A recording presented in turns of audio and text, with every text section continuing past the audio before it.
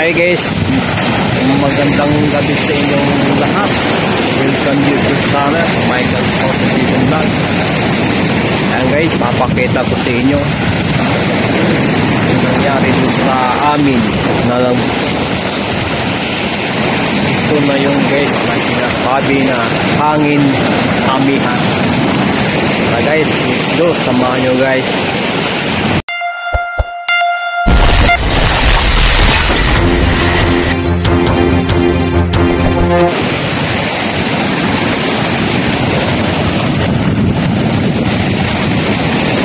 Ayan guys, ang arangkada sa alon. Maakyat na sa gutter dito sa amin. Dito sa Puerto-Mad Beach. Yan.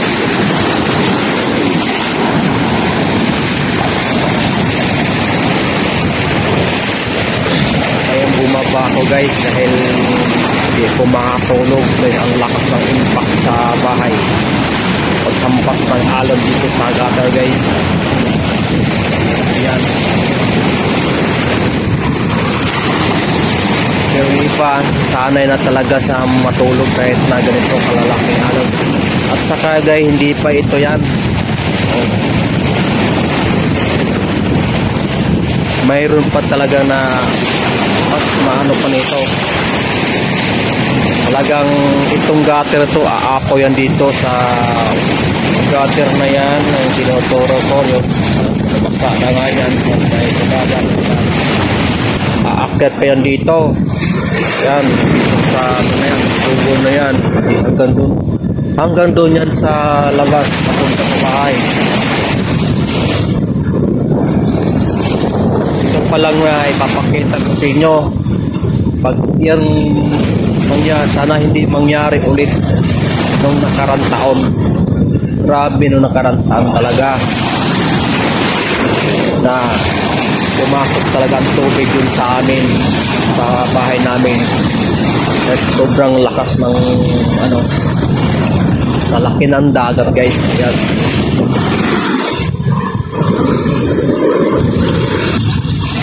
Kaya sa panahon ngayon hindi talaga pwede na ano na ano guys na manglaot. Yan nga. Lalaki ng alon.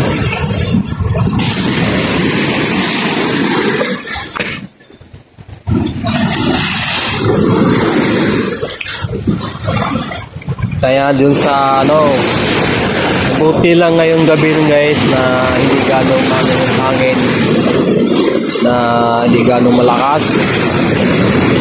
Pag yan ang malakas guys, sigurado guys ay lahat ng pananim namin doon sa amin talagang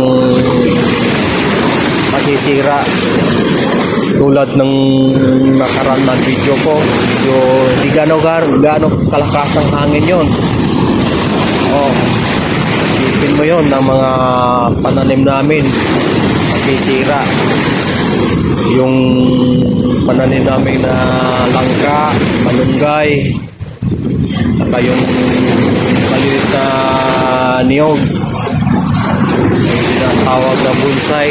Ganyan. Oh, parang fountain siya guys, no? Oh.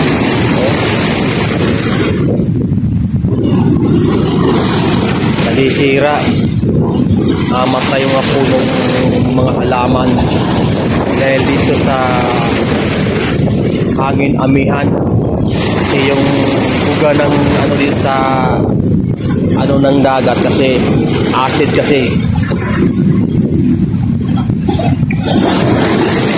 Kaya namamatay yung mga pananim sa amin.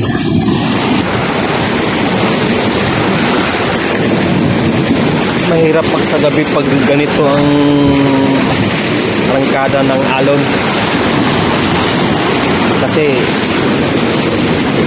ang sarap mga ng tulog kasi mga tao rito sa amin talagang ano pagod lagi kasi nga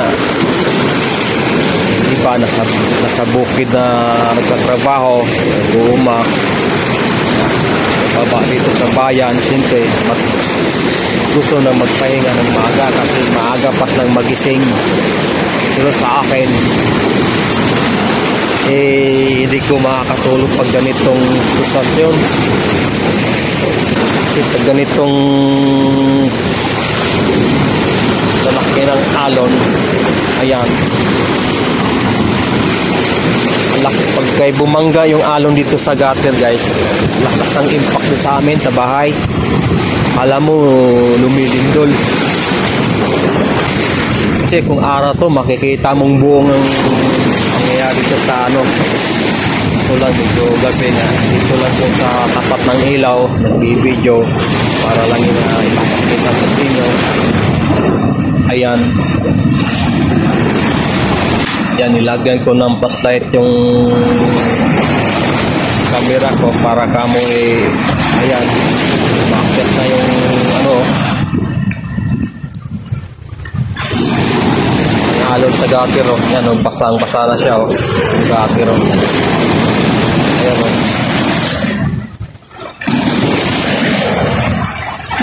Buti yung ganun dun sa yung ano yan guys, yung araw yung makikita nyo guys, maganda yung pagkagawa niya, yung pagkapader niya pag ganon, yung pa-slide, kaya ang alon bumabalik tayo doon, babalik ang ano niya, babalik doon. Dito hindi, padiretso lang yung gutter, kaya pag kay bumbangga rito, yun, pag kay sobrang laki yung alon, aakit na dito sa gutter, ayan, kaya basa. Kasi nung nakarang taon, nung pag-uwi ko dito, December guys, talagang yan, yung tinuturo ko yan hanggang doon talaga yan, puro dagat na yan dyan, yung ano, dagat na yan dyan. Dahil sa laki ng tubig dagat na umarangkada. Ayan guys, na inano ko. Ayan guys, patalon tuloy ako kasi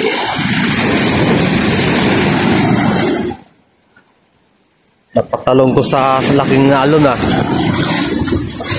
Ayan doon, oh, basang-basa na rin dito. Ayan, oh.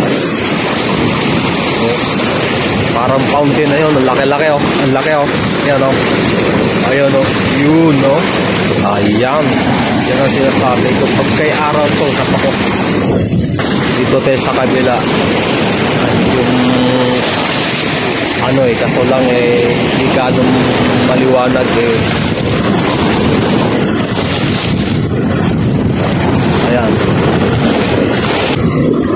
Yan, pasang-pasa ng gutter dito guys, oh. Itong gutter na to guys, itong ano na to, mahaba yan guys, hanggang doon yan at dito sa gitna, nasira lang sa balon, yung sa alon, nasira lang. Yung lakas talagang magano magkada yung ano maano yung magano guys, grabe sira ng ano pader tong alon.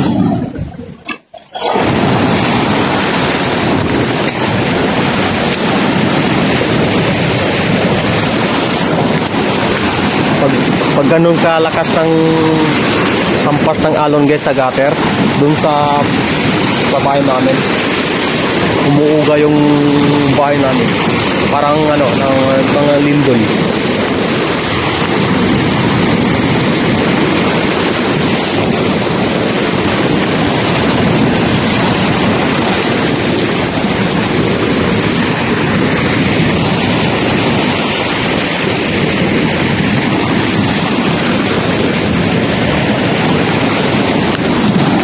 Dito sa hagdan, no, hanggang dito sa hagdan ng ano, pag kumano sa ano. Ayan.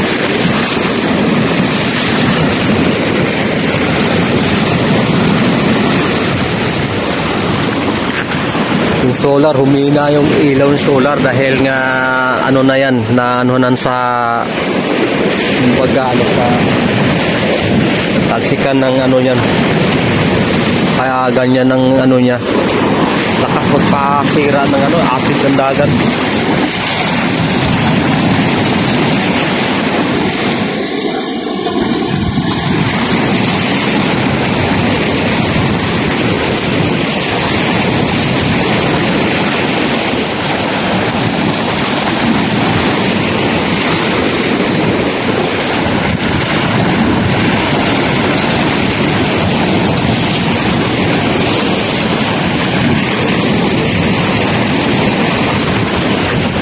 Nung karang araw nga mayroon na pumilit talaga ng laot, kaya hanggang ngayon guys hindi pa nakabalik.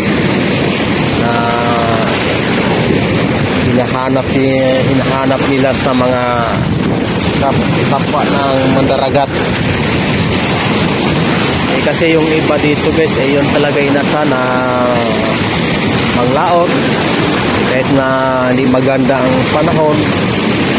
Kaya ngayon problema yung kanyang pamilya kasi hindi na ng tulong sa kapwa ng mandaragat para mahanap siya. Hindi pa na nabalita namin dito kasi yan lang kasing hanap buhay dito sa taga rito, yung mandaragat na talagang yan ang pagkikitaan ng pamilya para mabuhay ang kanilang pamilya. Kaso ngayon hindi na kikita pa, hindi pa nabalitan kung saan siya nakapadpad. Hindi malaman kung sa Cebu o sa Toledo o sa Dumaguete kung saan mapadpad siya. Kaya sana naman yung ano naman na walang nangyaring masama sa kanya.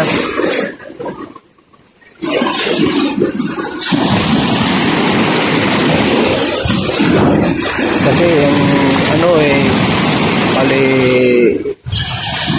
6 yata doon sila na ng laot, bali 5 lang sa nakabalik na humingi ng ang isa umuwi humingi ng rescue kasi nga mabilis to pangyayari kasi tinangay kaagad doon sa malaking alon. Kasi yung